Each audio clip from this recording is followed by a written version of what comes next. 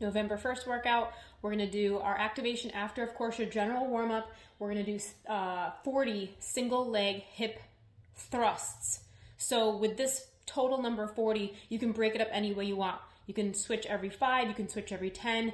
You theoretically could do 20 on the left, 20 on the right, but that might be too much. So I would suggest switching every like 5 or 10. So you can do this on the back of the couch. You're going to make sure that your upper back is on the back of the couch. So I've got the beam here. So just my upper back, so my low back and hips are obviously free. And then you can put your hands on your head or on the couch like this. I'm going to pick one leg up. You can stick it out straight or bend it. And I'm just going to dip about halfway and then press back up. So I'm really trying to get the up portion as much as possible. So that's the money right there. So once I get to 5, I'll switch and do 5 on the other side and just keep switching, like I said, every 5 or 10 to get to 40.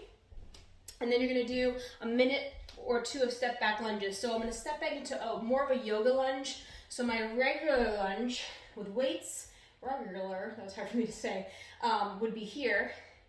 But I'm going to step back a little further, or at least make sure my leg is straight-er. I really urge the part on this because it's very possible that your leg will not be all the way straight if your hip flexors are tight or something else is going on. So all I'm going to do is reach back with the opposite hand. So I'll step back with my left leg and then my right hand reaches back. So whatever leg is forward, I'm twisting towards that leg. So I'm looking back, reaching back, and then do the other side. If you're on a mat at home, I think a lot of people have like yoga mats. You want to make sure that your left foot is on the left side of the mat and my right foot's on the right side. So as I take the actual step back, I'm pretty wide on my mat as opposed to on a balancing beam because of the way that we're twisting. If you were like this, it's very possible that you would fall over. So do about a minute of that and then cat-cow for about a minute. So just in tabletop, flexing and extending your spine. I really want you to focus on your hips tilting. So I'm tucking my tail and flaring or extending my tail, or I'm pulling my hips and ribs together and then taking them apart. So whatever makes sense to you. But if you focus on the hip movement, your back will follow. You can also add your head in there and then your own breathing pattern. So you can exhale as you round, inhale as you lift, or it can be in the reverse order, or you can go really slow. So it's totally up to you. So just a minute of that. You're just gonna do 1 round. So you got the 40 hip thrusters, a minute of that step back lunge, and a minute of cat-cow. And then the actual workout is a 25-minute AMRAP with 50 reps total of each of the movements. So if it's left and right, you'll probably end up doing 25 and 25. So the first one is a half kneel chop. And this one you could also do with a band. So if you have access to bands, it's gonna feel a little bit different.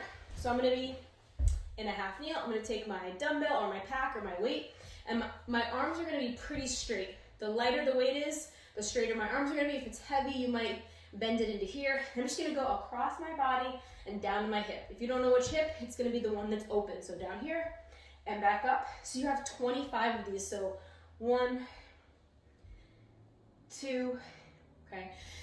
There is a little bit of movement, but I'm definitely not doing this and like throwing it around from side to side, and then I'll switch and I'll do the other side. If you have access to a band, I would hook it up high somehow. Ooh.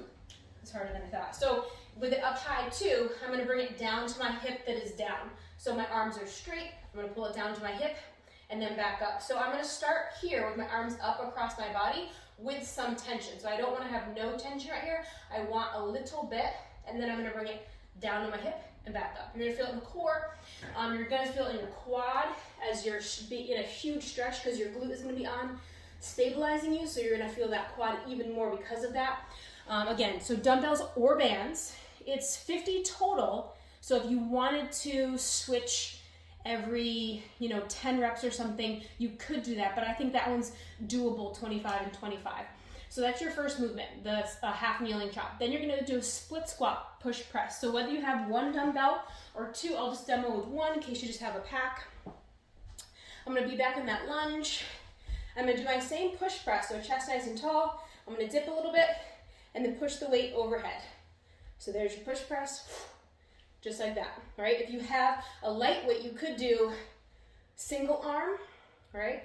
And it doesn't, there is a method, but if you decide to switch legs and you're on this side, it doesn't matter. Or if you're on this arm and this leg, just make sure you're switching your arms and switching your legs at some point. So if you have 2 dumbbells, you'll hold it here, do 25 on this leg, maybe rest, switch legs, 25 on the other leg. So just something a little bit different. You're just stepping back into your traditional lunge and you're just not going all the way down. You're just dipping a little bit. Okay, and then single arm dumbbell racked, tall kneeling to standing. Sometimes these are called like prisoner lunges. So, I'm gonna take a dumbbell, I'm gonna have it in that front rack position, or maybe I've got my pack. You could also do goblet. It's sort of not, we're missing the single arm things, but this is an option. So you've got yourself in a tall kneel with that dumbbell in front of you. If it's light, you could even hold it out here. So if this is doable, I would suggest doing that. I'm gonna come all the way up to standing, and then I'm gonna go back down. So you can switch at the top, like I am, and alternate your feet. Every time you stand up, that counts as 1. So again, you'll do 25 on this side, 25 on the other side. And then you have scissor kicks, so you'll just do 50 of those. I am gonna give you the option of counting one leg or counting both legs. If you count both, it's easier. If you count one, it's harder. But if these are already really hard for you and you're stopping several times, before you get to the halfway, I would suggest counting every leg. So that's gonna be 1, 2, 3, 4, 5.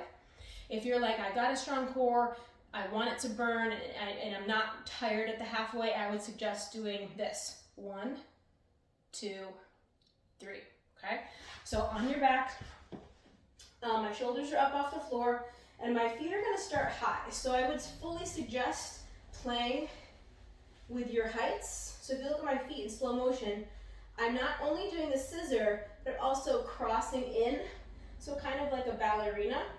And I like to pick a spot on the wall and kind of go up and down. When I'm down here, it's challenging. When I'm back up here, my goal is to crunch and try to really engage my belly so that it can stay as I get lower to the floor, okay? So again, you're gonna get to 50 on that, and then you're gonna go back to the beginning. It's a 25-minute AMRAP, so if you, again, do the scissor kicks, and you're like, oh, I need to do a whole nother set of 25, just tack on another 25 to get to 50, only counting the one leg, and then go back through. That's your workout for November 1st. See you guys on Sugar WOD.